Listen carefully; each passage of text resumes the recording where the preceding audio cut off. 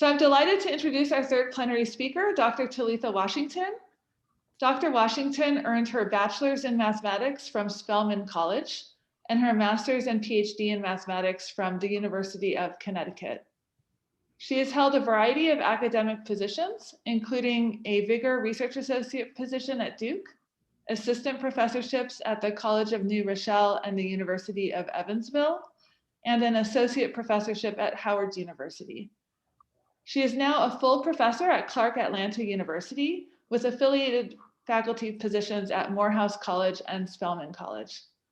Dr. Washington also serves as the inaugural director of the Clark Atlanta Center Data Science Initiative.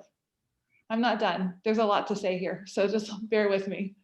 Dr. Washington specializes in applied differential equations, focusing on applications in biology and engineering, non-standard finite difference schemes, and their applications to methods in solving dynamical systems. She also specializes in STEM education policy, including math and social justice, STEM diversity, and African Americans in STEM. She's also active in mentoring students and supervising research at both the graduate and undergraduate levels. Dr. Washington has also spent several years as an NSF program director in both the Convergence Accelerator and the Division of Undergraduate Education. While in these positions, she played a key role in establishing NSF's first Hispanic Serving Institutions program, which in the 2019 year awarded $40 million in awards. Dr. Washington has received many honors and belongs to several honor societies. I won't list them all, I'll just have a few highlights. She's a fellow of the Association for Women in Mathematics and the American Mathematical Society. She was featured by NSF as a woman history maker. She received the 2019 Baya STEM Innovator Award. She was also MAA's 2018 Leitzel Lecturer. In 2019, she received the Outstanding Faculty Award from Howard University. And in 2020, she received the NSF Director's Award for Superior Accomplishment. It's a great honor to introduce Dr. Talitha Washington. Thank you, and it's great to be here. So I'm going to share my screen and jump right in. So like she said, my name is Talitha Washington. It's nice to be virtually back in Nebraska. One of the last times I was back in Nebraska, I was driving out to Utah and hung out in Gothenburg, which is a lot of fun. So it's nice to be back with the Nebraska nice, so to speak. So I'm just going to talk about be the square root of possible. So I'm going to talk about my journey in mathematics and life and endeavor, so to speak. So if you didn't know, that's me on the left, cute little baby, maybe. They used to call me light bulb head, probably because the funny shape of my head, I'm not sure. But when you're young, in undergrad, you think, am I going to be a mathematician, or what is this thing called math and what do they really do? Well, you just never know from where you begin and where you'll end up. So on the right-hand side, that's me going to a high school, Boise High School Christmas dance. And I'm going with Philip Lawrence, who is actually here with Bruno Mars on the Super Bowl a couple years ago. And I'm a professor of mathematics. So you never know, I think I had many geeky beginnings, still have geeky endings, so to speak, but you just never know from where you'll go and where you'll end up. And so Philip Lawrence is actually one of the co-writers of the song, The Square Root of Possible, that was featured in Jingle Jangle. And Philip and I, we grew up since preschool, we were kind of best buds growing up. And so I'm just going to interweave how the story of this movie and this song really kind of resonates with my life. So I'm not sure if everybody saw it, the movie, but it's a movie on Jingle Jangle. And there's this man called Geronicus Jangle, who's an inventor, a toy maker, and owner of a shop called Jangles and Things. He was about to create an amazing invention, and it was called Don Juan Diego, but it was kind of stolen. And the idea was stolen. His shop eventually kind of turned into despair, turned into a pawn shop. Years later, his granddaughter named Journey, who has the same passion for inventing, came, and this is Journey here in the middle. she came to his shop and started reinventing with him and really reinvigorated his passion for inventing and helped him invent a next toy. So it's a fun movie. They weave mathematics throughout the movie in a light way. But, it's that idea of we go through these, and it does happen in math when people steal ideas, unfortunately. And then sometimes you just have to pick yourself back up again and find that spirit and get back in the game, so to speak. So I've been around, I've had an interesting journey in mathematics. I'm originally from Evansville, Indiana, which is a southwestern town in Indiana. Graduated from Bosse High School, then went at Bosse. It was supposed to be integrated, the school in the center city, so to speak. But when I was in AP courses, I was still the only one. So as a high school student, I kind of had the frustration of always being the only one.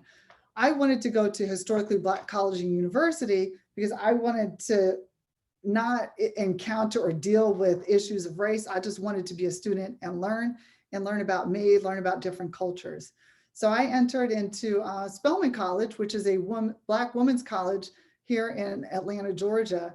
And when I entered, I was actually going to be an engineering major, but decided to study mathematics because engineering was it was 5 years and I didn't want to work that hard as a student. So I picked what I thought was the easy major. And for me, that was math. And so after Spelman, I went to the University of Connecticut for graduate school. I ended up going to grad school because my undergrad advisor forced me to apply to grad school. And so I did, and I applied, got in, got money.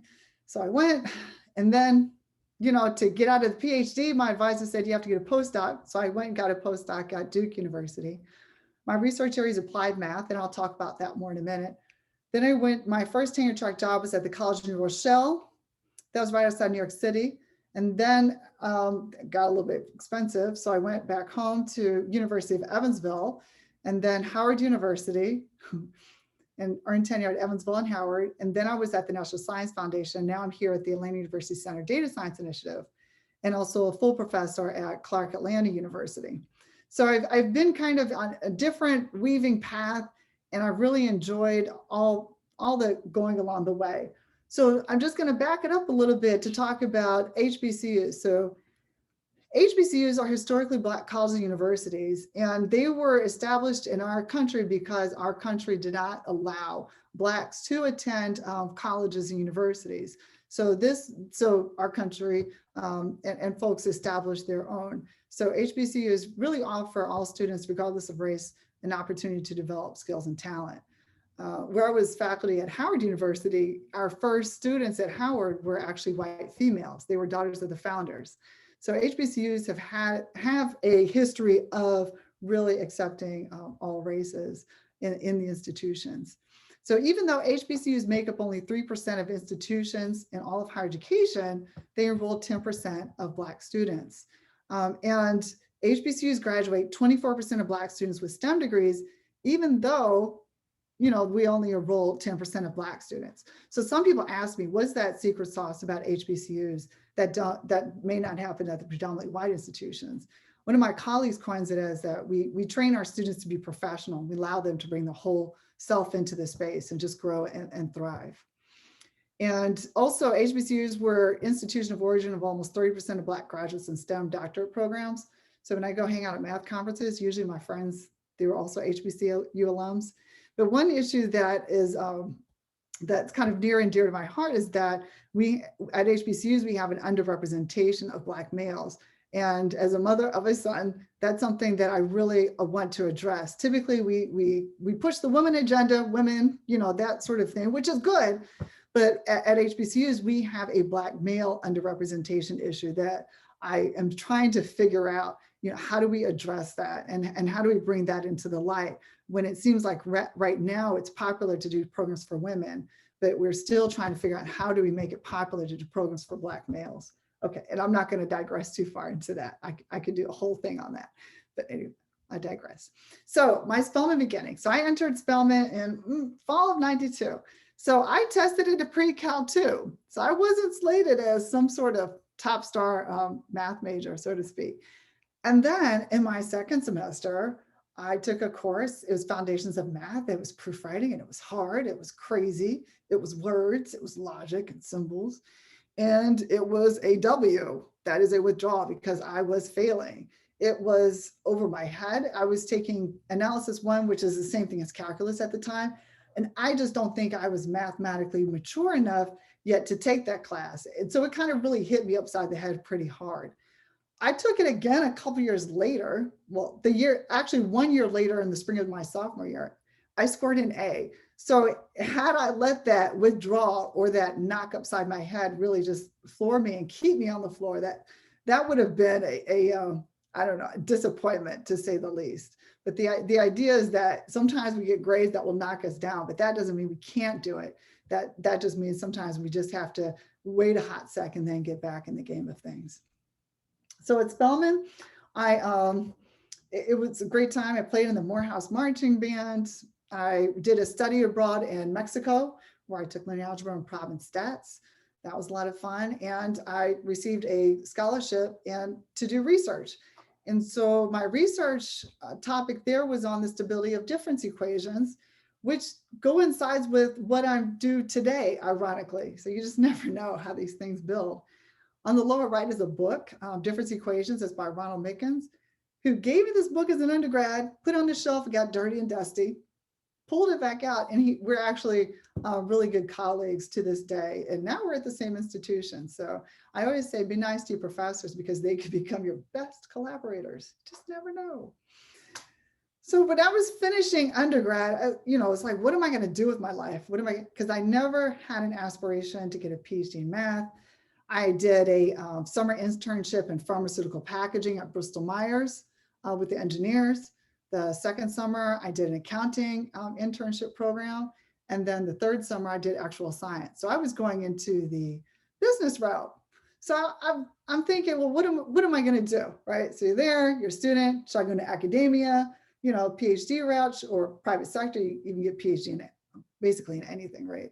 But you could go private sector route, or there's government nonprofit. So when you come off of even just a mathematics bachelor's degree, there's a lot of different opportunities. And so how does one really, make a good decision based off of that tree and figure out which path is right? I applied to 3 graduate schools. I don't know if I took it very seriously, but I got into one. And so I got into the University of Connecticut, and I got money. I got money because I actually called him and I told the graduate chair, the only way I can come is if I get full funding. And at those days we had actual mail, physical mail. So a couple of weeks later, I had a physical envelope saying that I had full funding as a graduate student. So I was like, okay, fine, I guess I'll go. So I ended up going to grad school, but I heard all these horror stories of people being stressed out in grad school, kind of losing their mind, studying like crazy. So I was like, okay, I got to prep myself. So what am I going to do?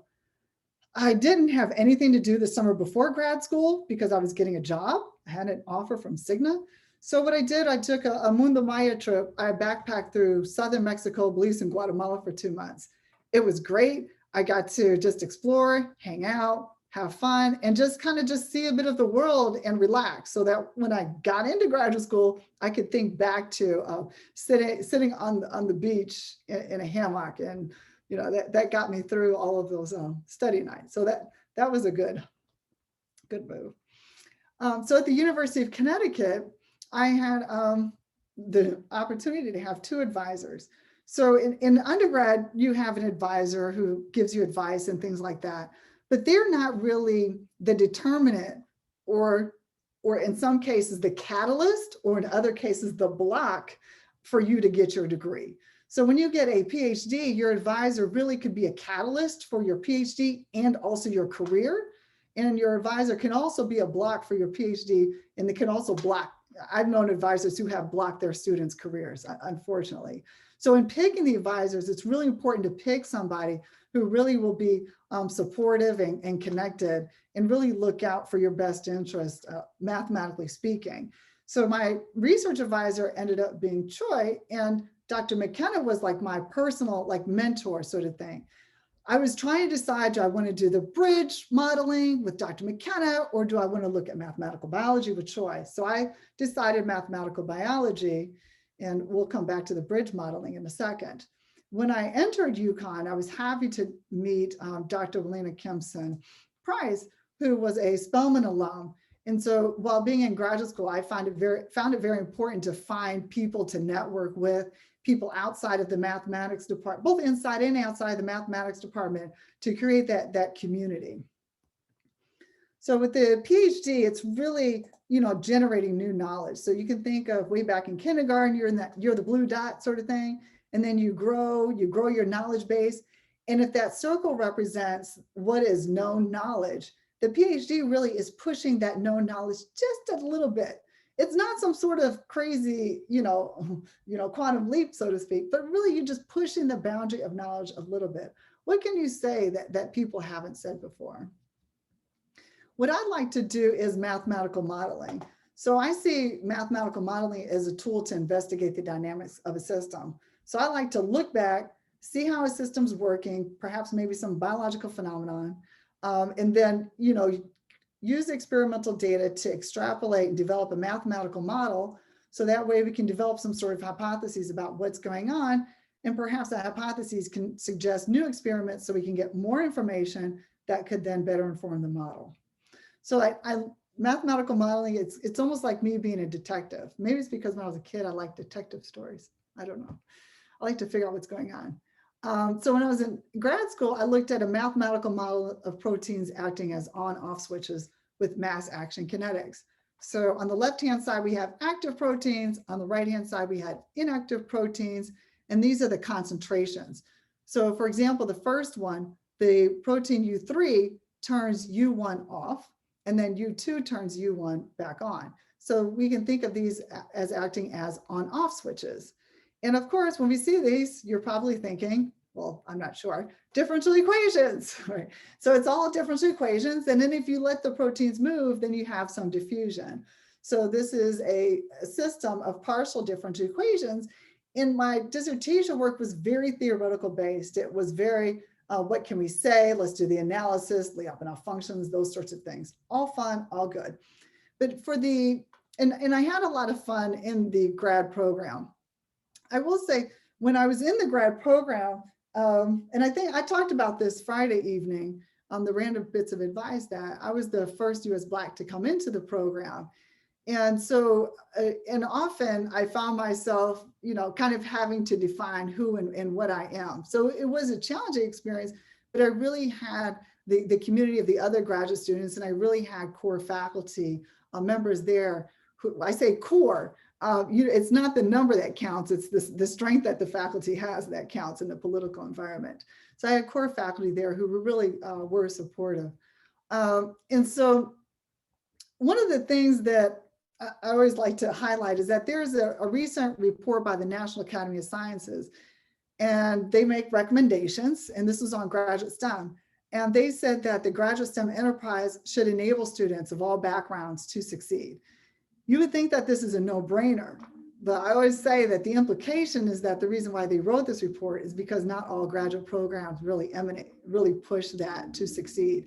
So when you enter or choose, or if you're living in a graduate program, you need to make sure that it may not be a mark or a diss against you yourself. It may be that environment in which you're living, so to speak. The year I got my PhD, so I'm a female, US Black, there were a total of six US Black females awarded a PhD in math. And unfortunately, these numbers really haven't increased much at all. And I think I know most of them. Okay, I'll digress. But it really, when I said Friday that when I entered the grad program, people kept asking me what country I was from. And it was almost a why are you here? And I would just, kind of come back and say, I'm from Indiana, what the heck? But for me, it was that recharging that Spelman gave me, that Black women are here, we're supposed to be here, this is what we do, and we have an expectation to succeed and lead. It was that foundation that I was able to make it through this environment that wasn't really built for me. But some of the things that I think about moving forward is, going through the mathematical career when you are the only one. A friend of mine, Ed Ray Goins, wrote a New York Times article when he talks about what does it mean to be a Black mathematician and being the only one. And Carly Williams came after me at University of Connecticut, and she posted on Facebook that I felt this in my soul, and that it can be hard and it can be difficult being the only one in mathematics. And then, reproduction, right? They always say I did mathematical biology, so I did reproduction, I guess. I don't know how that correlates, but whatever. So there's a paper in Nature where it says nearly half of US female scientists leave full-time science after the first child. I had my first kid in grad school, second kid dissertation, third one postdoc. And so here I have this double obstacle, maybe you could call it. And these challenges, I just want to put it out there that these challenges, struggles are real in mathematics. Not that they can't be overcome, but they are definitely real, and some things we have to work on. Oops, I pressed the wrong button. How about that?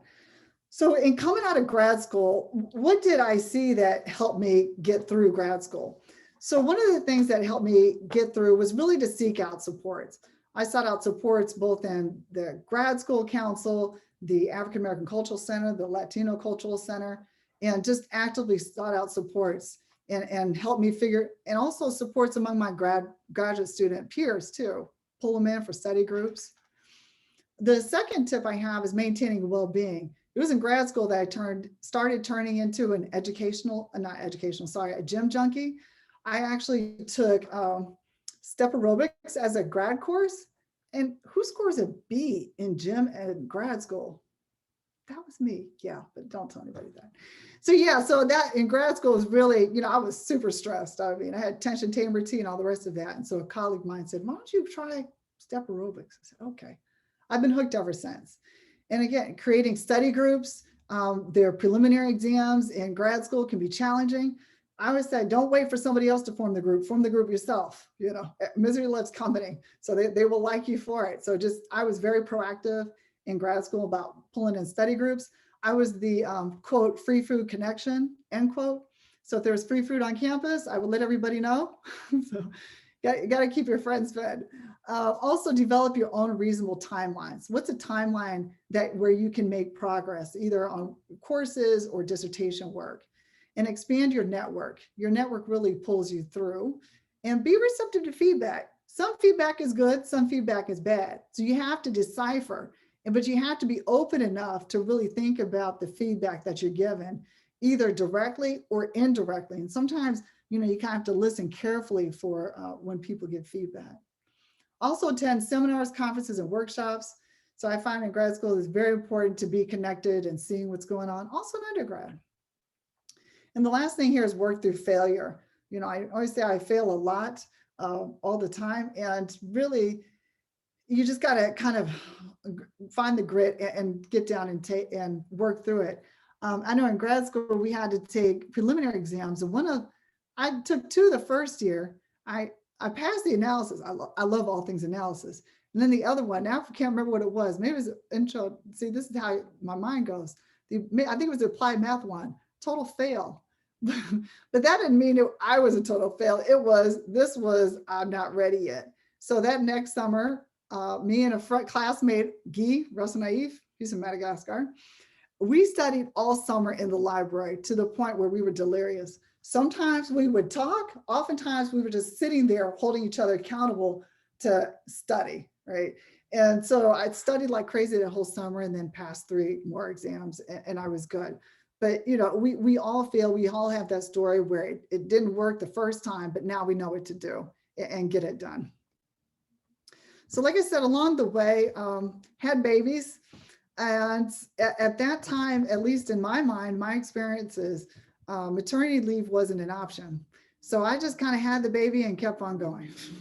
So I did a postdoc at Duke University with Mike Reed and also Joe Blum. Joe Blum was in the medical school. And the way that, I was a little bit scared about a postdoc because I was told that a postdoc could be a kiss of death if you don't publish. So if one doesn't publish in the postdoc, they could end up working at McDonald's, right? That's what I was told. And I said, oh, okay, I worked at McDonald's in high school. I want to do that again. I still have a burn here on my arm from the fry machine.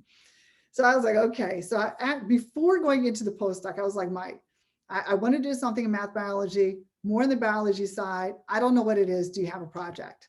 So we had that discussion the spring before I came, and he was like, he thought about it, and then he was like, yeah. So I had a project day one coming in the door, where a colleague of mine, she kind of worked for a year to find a project. And so, it's postdocs are good in that if you have an idea about what you're going to do before you go in, that really will set you up to be more successful. And so my son here, he was born September 2nd. It was actually 2011. And 2 weeks later, I'm driving down with my mom to North Carolina to start a postdoc. So that first semester, I took him with me. She was at the daycare that was on campus, but it was good in that I didn't have to teach in the fall. I just did research, and he could actually come to work with me. So I'm a nursing mom. So it worked out, but it sounds totally crazy now. Maybe because I'm old, it's just nuts, but we make it work. So in my postdoc, what I looked at was luteinizing hormone secretion release in response to a gonadotropin releasing hormone. So that circle is a cell. And so you have a reaction that happens as you go along the cell. You have hormones and receptors that get ingested. Some receptors are returned. We have calcium that gets released in the cytoplasm, which leads to release of this luteinizing hormone. So my job was to read through a ton of all these biological papers, straight bio, and look at what have been done mathematically so far and extend the models. So again, it was similar, the math was similar to what I had done in my PhD, looking at differential equations, a system of differential equations. But in this case, I was looking at the biological phenomenon and say, the biologists, when they see these reactions, how do I interpret that with mathematics? So some of this mathematical modeling really is kind of painting, like painting art, painting what you see, but through equations and symbols and reactions. And so there's more than one way to do it, but really there's an artwork to it. And so what we did was we compared our model to the literature so that we could actually say that it really was calcium that had a greater impact on this hormone that gets secreted. So after I went to Duke University for postdoc, I went to the College of New Rochelle. And so then there was kid number 3. So this is my son here. I'm not sure who this is. I think it's a friend's kid. It's a long time ago. And then, she's like 22 now, right? She's 18. So I had 3 kids at that time, which is kind of crazy. But at the College of New Rochelle, it's a women's college outside of New York City. It was a great place. It was challenging, so to speak. I had a tenure track position. And so just a little bit about the tenure track. When you go for faculty positions, there's like 3 ranks. You come in as assistant professor, typically, that's the first rank, and then associate professor, and then professor, or some people call it full professor. Now, in order to, let's say, get tenure and or promotion, let's say going from assistant to associate, you really are looked at by your peers and they say, the people you work with, are they going to contribute to the mathematics? Are they going to contribute to the department? Do we like them? There's a big likeness factor. And you also get reviewed by people externally, which is why it's good to have friends from across the discipline who could write positive letters. So just like now you get a letter for grad school, when you go for tenure and promotion in the academy, you also get, we'll call them recommendation letters. We usually call them external reviewers. Same idea, where people look at your work and hopefully they say how awesome you are. That's why it's good to have those connections.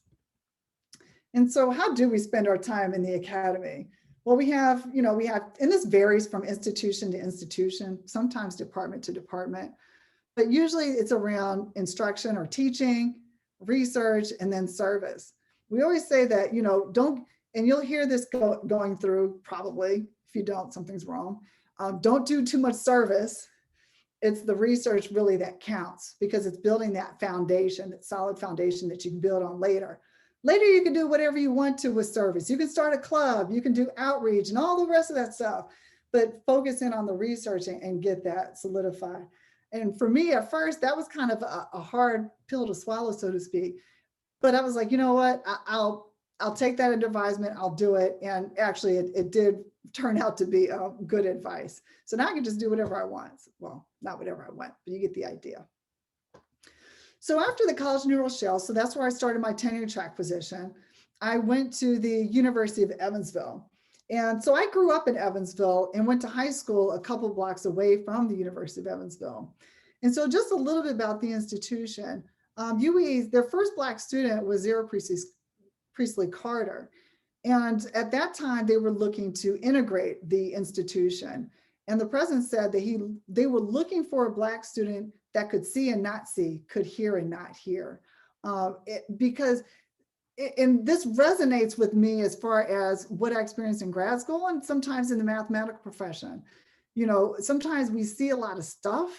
Sometimes we just don't, we would like to unsee it, right? And you hear a lot of stuff and really not hear. And I see this more of, you know, when I go through the mathematical journey, you know, I'll get bombarded with either racism or gender or what have you, pick a flavor of the day sort of thing. But I can see that, but I have to guard against myself that it doesn't impact who I am and what I have on the inside, that I can hear these things, but it's not internalized into my internal voice that tells me who I am and what I am. So I think that this president was really well-intended, that he knew the perils of what she would get into. And he knew that he needed somebody who had this resilience that could basically kind of come through the stress. So at the University of Evansville, I started there fall 2005 as a new faculty member in the tenure track process assistant. And so a year later, so fall 2006, now this is just totally crazy, but I'm not normal. So in the fall of 2006, a year later, we get reviewed for tenure and I got a review for tenure back where students had said some, I'll say it like this, crap about me. And I had no idea until it came back to be in my review. So I felt blindsided. So that was one hit, fall 2006. Second hit, I was running for school board for the Evansville Vanderbilt School Corporation. It's a party-wide, you know, county-wide election. I had to go and do all this stuff. And I came in third, so I lost that. So this is all in a matter of a couple of weeks. And then the third thing that happened was me and my baby daddy, my kid's father, had split up. So I had 3 whammies in the fall of 2006, really hit me in a really short period of time. So talk about pressure where you have 3 mouths to feed, you get blindsided by this tenure review where, you know, I'm thinking, is this department really even for me? You know, because I realized I was the first Negro to come in faculty in STEM ever, right? And so there was other race things that were happening there. And then also running for school board, which was a lot of work. And I came in third there, close third. And so I was really at a point where I was like, okay, what am I going to do? And I remember a friend of mine who kind of was like, come on, come back with it. And so at that instant, though, it was kind of like, it was the beginning of the movie, Square Root of Possible. Oh my gosh, who has that typo? Don't look at the typo. So in the movie Square Root of Possible, the beginning of the song says, where's the world that you created and the stories that you painted with words that made me feel 10 feet tall? Where's the magic in the moonlight? So at that point, I was like, I don't see, right? I'm here. My tenure track is going to trash. My relationship went to caboose and, you know, I lost the school board. Now, what do I do sort of thing? So luckily I had a friend who basically kind of, you know, shook me up and was like, you know what, get back in there and you're born for this, you do this. So what happens after that? You know, you say, okay, I'll believe you. So I turn around, I get tenure at the University of Evansville, worked really super hard. It was kind of crazy. I think my hair kind of fell out. I worked super hard, got tenure there. And in Evansville is the home of the first Black to earn a PhD in mathematics. I was able to have a plaque dedicated to him and his father, J.D. Cox. Right after I got tenure at the University of Evansville, I get an offer to come to Howard University as a visiting professor. And so I took it. And in that year I was visiting, I got reviewed for tenure again at Howard University, and I got it. Howard University is where Elbert Cox spent the remainder of his career. And we're from the same hometown. He's the first Black to earn a PhD in math. And it was a really, for me, it was very kind of like a spiritual mathematical journey going from UE to Howard University. So, you know, when the obstacles slap you, you know, you can come back times 2. Who knew? So what did I learn from the tenure? Some of the things I learned, and this really isn't every situation, is to be proactive. Learn about your institution and department's cultures, a written or unwritten expectation, and acquire allies along the way. Make sure you leave people thinking nice thoughts about you, right? You don't want to be the biggest jerk, but you don't want to be a pushover, right? So there's a balance there.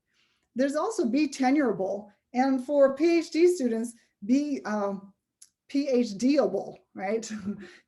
So focus on your work, be open to training, be open to direction and sometimes redirection, and be useful in the department, be useful in the research world.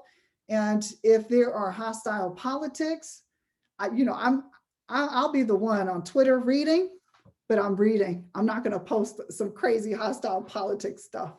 But try not to engage. You want to be, I don't know, for me, just because I like, I'm a telenovela junkie. Those are Mexican soap operas. So I like reading about it, but I don't get involved. I leave it. I have a space there. And also be balanced. Find or some type of hobby, and also complete the duties and assignments as given. So when I was at Howard University, I had a graduate student, Shay Kanye. And, so he picked me as an advisor. I was like, okay.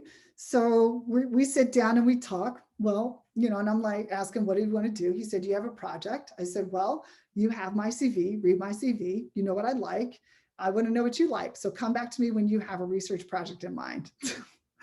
Just mean. So he actually came back, because my thing is if the student doesn't own their work, they're not going to be as vested in it. So that there was a rationale. I wasn't being a total jerk. So he comes back, he says, I want to develop non-standard finite difference equations for the McKenna models.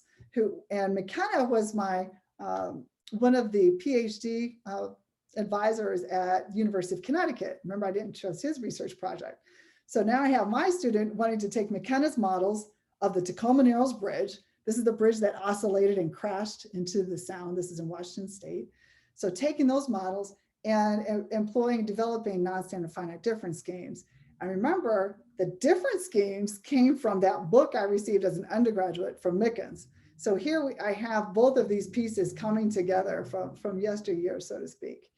And so we went through, so the idea is that you have this bridge that oscillates up and down, side to side, and you can think of these cables as a spring. You can see the road bed as a mass. So spring mass problem. It's kind of fun. I won't go over the complete details, but essentially what we did was we investigated the equations. We employed just an Euler scheme. Everybody loves Euler, where you just do the forward difference. The movie Hidden Figures, right? Made it popular. And what we did was we developed a non-standard finite difference scheme. Where here, so note that for Euler, this phi min would be an h. That's your time step. But here, what we can do is we can create these denominator functions that actually incorporate some of the parameters and the rates in the model to perhaps get a better approximation. We can also, on the right-hand side of having k's, maybe we can use k plus 1, so we can kind of spread things out along the grid. And so there's more than one way to do it. And so what we did was we compared our results with the OD45 using MATLAB. So on the right-hand side, we have Euler, which is a bunch of crap. Obviously, it doesn't get anything near what we want. And then if we use the same time step with our non-standard finite difference scheme, we actually can keep the qualities of what we want. The idea being, if we can incorporate the phenomenon, the features of the equations, the differential equations into their discretization, we obtain a better approximation. So Shay now, he's does machine learning at JP Morgan and has a lot of fun. I'm hoping I can get like 1% of his salary. Kidding. So no, he's doing great. So, even after a PhD in math, doesn't mean you go into the professor. Maybe he always wanted to go into business, and doing this numerical schemes. We also did data science along the way. It positioned him well for a position at JP Morgan. So into Howard, people said, you should go work at NSF. I didn't know what that meant. So I was like, okay, why not? How bad can that be? So I was a program director at NSF from 2017 to the present. well, not present, I have to update that. That was to 2020. Whew. And when I came in, I really didn't know what NSF program officers did. So I just give you a snapshot view. We fund things. People send in proposals. We find other people to read them. Sometimes we read them. We get feedback off of how they're valued. And then we do all the documentations, a lot of reading, a lot of writing, a lot of emails. Whew. And we essentially push the money out the door. You know, your good tax dollars at work. So in my first year there, Jim Lewis, who's here at UNL, he was the assistant director of EHR, Education Human Resources Directorate. And he basically was like, you know what, it's time to stand up a Hispanic Serving Institutions program. So I was called in, my colleague and HRD, Andrea Johnson, was called in, and we essentially built the first Hispanic Serving Institutions program. It was, and you could imagine this program had been under consideration for quite some time, meaning that the landmines were plentiful because it was all politics, right? And it's DC. And so developing a program that really engaged all stakeholders internally and externally was a big challenge. And it was also a lot of fun, right? I like, you know, I think with my mathematical modeling, I like to see how networks work and how things are connected and just basically how to organize things. And this was at a national scale. So in my second year, my colleague, she was reassigned somewhere else. So then I was the main one. And I'm like, year two, great. And I'm ready to program. Yeah. So, but it was a lot of fun, had a lot of fun at NSF, really just fell in love with the HSI community. And in my third year, I applied for this NSF Directors Award. And so this is the highest award at the National Science Foundation. So I actually asked my supervisor, I'm not going to name her.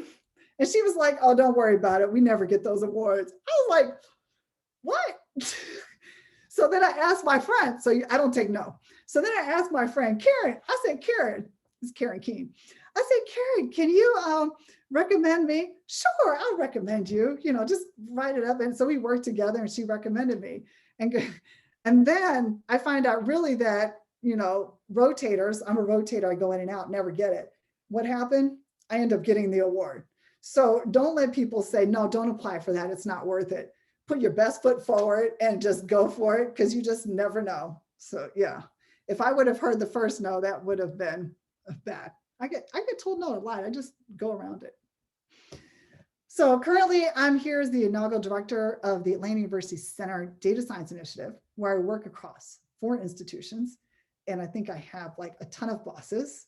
I report to about 10 people, which is crazy, plus everybody. So I really see this as my role to serve 4 institutions to advance data science here, but also to inform the nation how to develop data science in a way that empowers, in a way that achieves equity, because we are really focusing on topics that impact Black America. We have a course that we're developing that will be piloted this spring, data in the African diaspora. We have other workshops coming.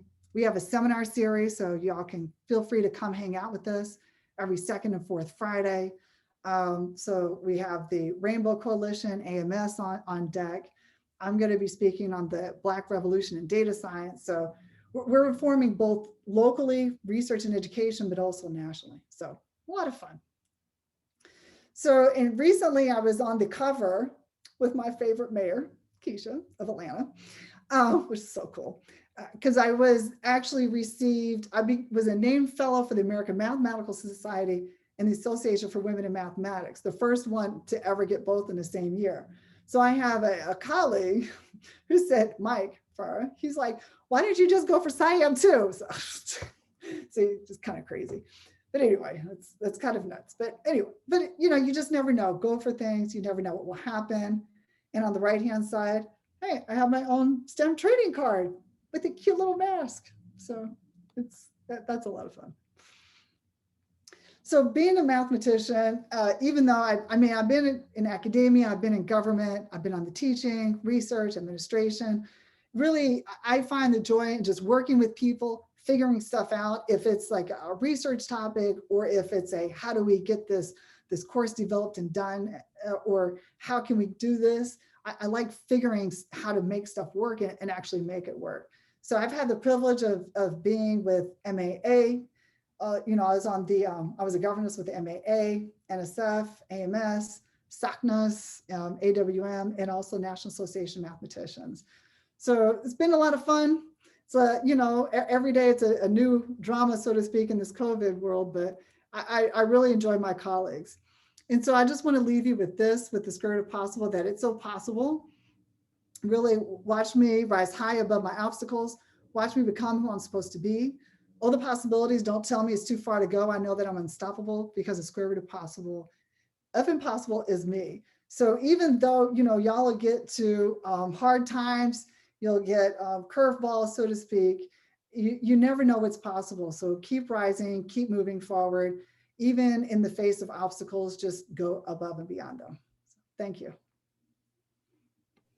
Thank you so much. Let's thank her real quick before we get to questions.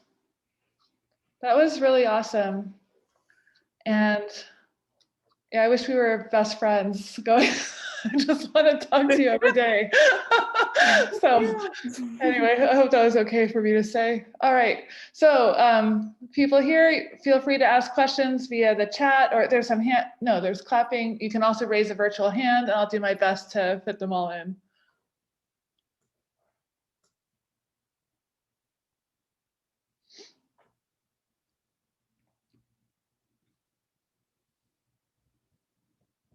Oh, here's it. Let me figure this out.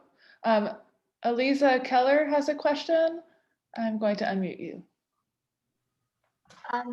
I just wanted to say thank you a lot for all the work that you did, especially for the work with NSF. And one of the shows, local television shows, was a reason why I kind of am going into STEM. So, and they were sponsored by NSF. So thank you. Nice. Yeah, thank you. It was fun. And NSF has a gym, which made it all the better working there. I'm a gym fanatic, and once I knew NSF had a gym, I was all in.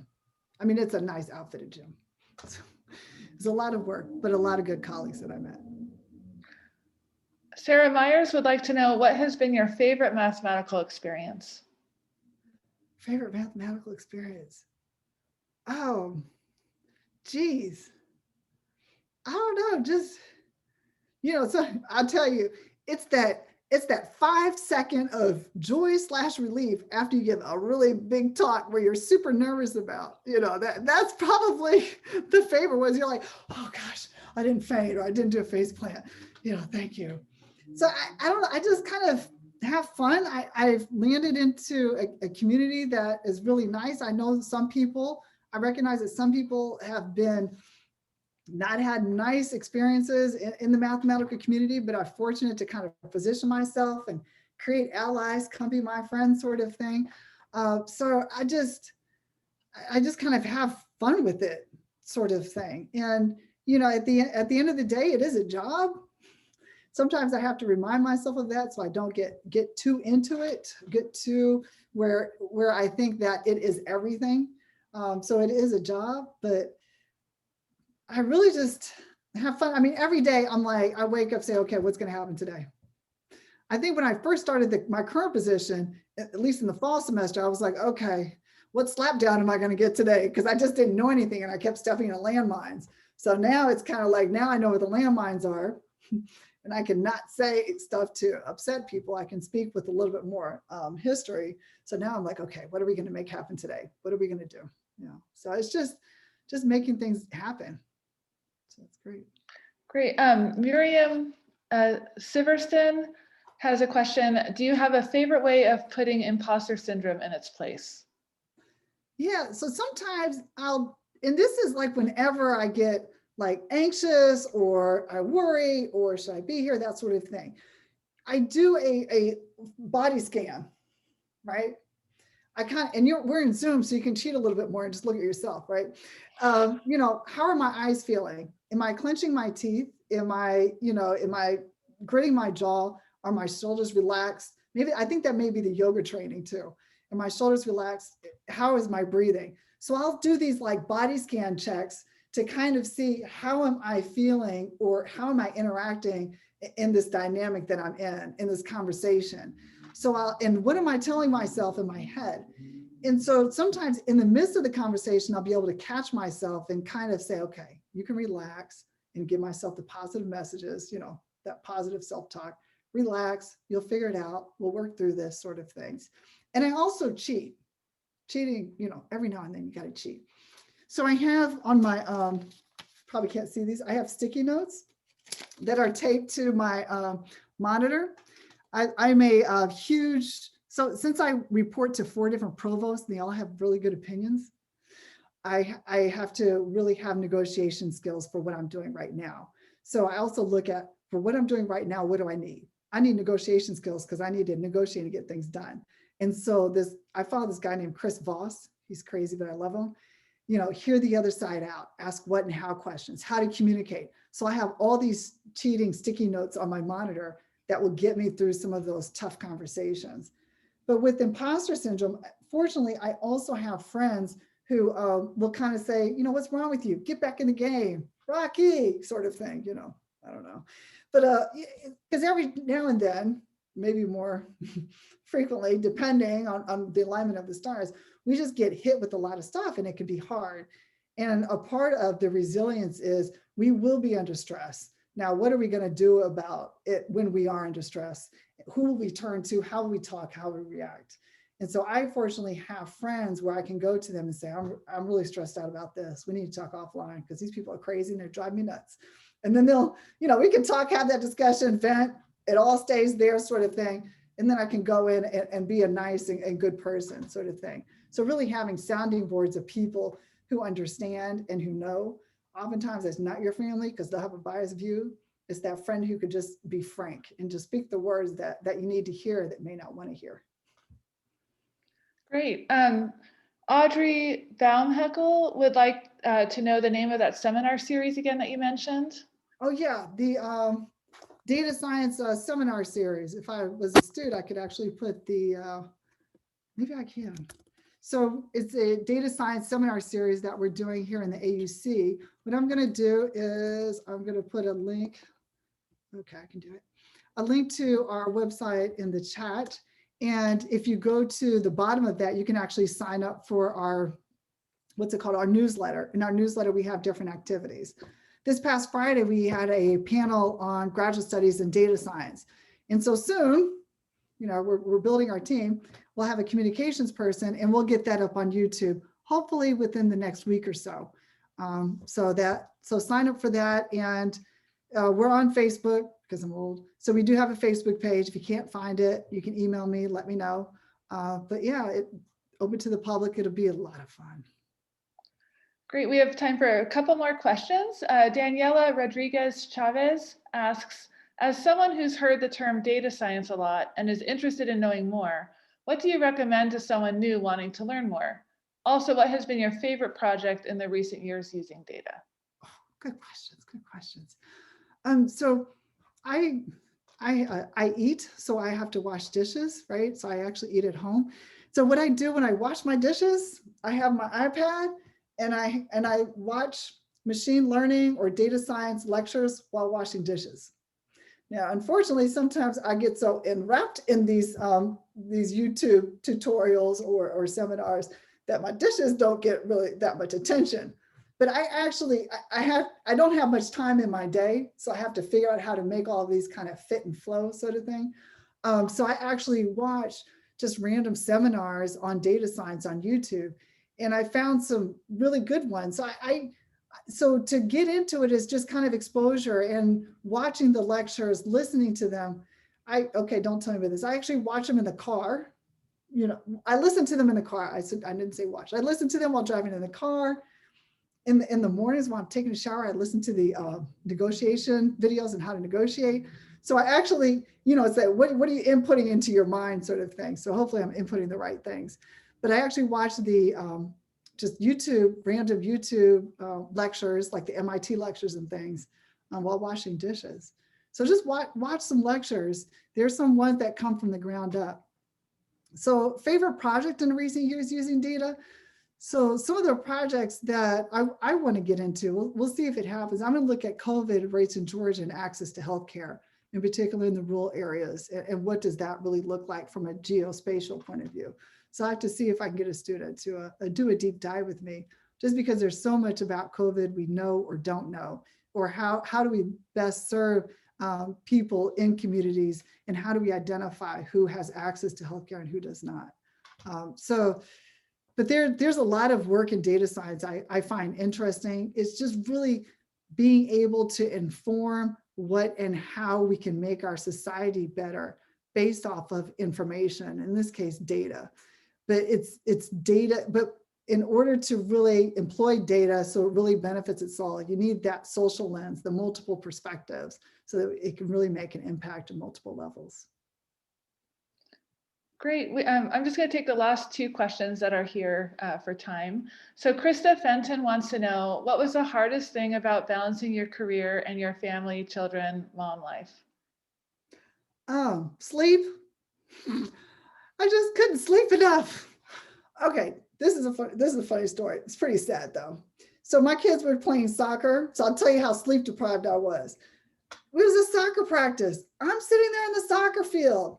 I accidentally fell asleep because I was so sleep deprived. I mean, I was a soccer mom reading research papers on the sidelines. It's kind of nuts. But I accidentally fell asleep. I opened my eyes and they were across the field. Everybody had moved and nobody told me. So I think really the hardest thing was getting enough sleep. You know, it may sound trivial, but geez, things are much harder when you just can't sleep. So when I took my kids to games, I was like, okay, go ahead on in there, because you know they have the little practice thing. I said, I'll be there when the game starts. I would climb into the backseat of my car and take like a 10-minute, 15-minute power nap, just because I was so sleep deprived. So I think really the hardest thing was just, I mean, obviously the self-care and, you know, I do vitamins and all the rest of that, but just getting that time to sleep when there's all these different demands pulling at you. That was probably the hardest. So I can sleep anywhere, which is a blessing and a curse. Okay, our last question is from Caitlin Tadamy. What advice do you have for ways to show up for yourself when you're the only Black person in the room?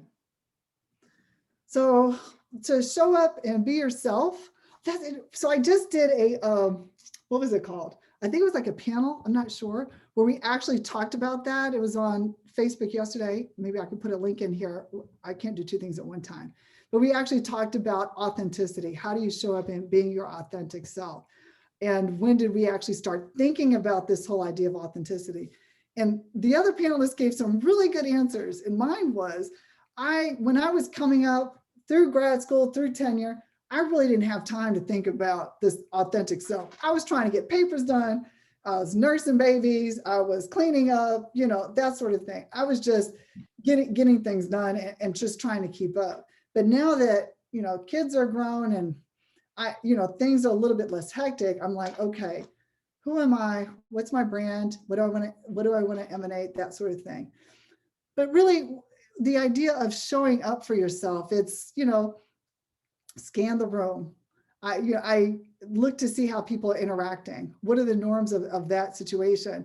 And then I use that as leverage to enhance communication with where I am. And where I learned that was actually in Costa Rica, because when I graduated from high school semester early, did a study abroad in Costa Rica, all in Spanish. I didn't know anything. And I was in a little town in the countryside. So I had to learn how to read body gestures, mimic back what the social norms were, and then kind of being able to just kind of read people's faces and things of that nature.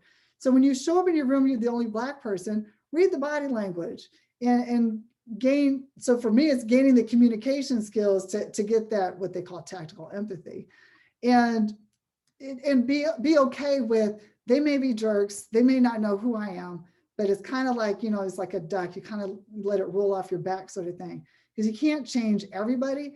But from where I sit, I try to teach people, or at least expose to people, how they can engage with me if they've never engaged with somebody as amazing as I am, right? So you may find yourself having to tell people, you know, I'm usually a little bit animated, and that might just be a little crazy. And that gets them to think, yeah, they are animated. And for some people that may be overwhelming, right? And I know that about myself, that my animation is not good at 8 a.m. for a lot of people. So I have to tell people, I'm sorry, I could be a little animated at 8 a.m. And that just kind of brings down the anxiety that I acknowledge where they are, they acknowledge who I am, and we can communicate and collaborate. But you just kind of have to make sure you're telling yourself those positive messages. I'm supposed to be here. I'm here to learn. I'm going to screw up. I'm going to screw up a lot, but what am I going to learn from this? So next time I can do something better, because it's not some sort of quantum leap that we do when we get better. It's really like a millimeter at a time, just a nudge, like maybe a 160th of a degree improvement. But when you sum that up over a lifetime, that really sets someone up on a trajectory to be successful. So look for the small wins, couple face plants along the way. That will always happen, but then there'll be wins that will happen and lessons learned from that. Thank you so much. Let's thank Talitha again.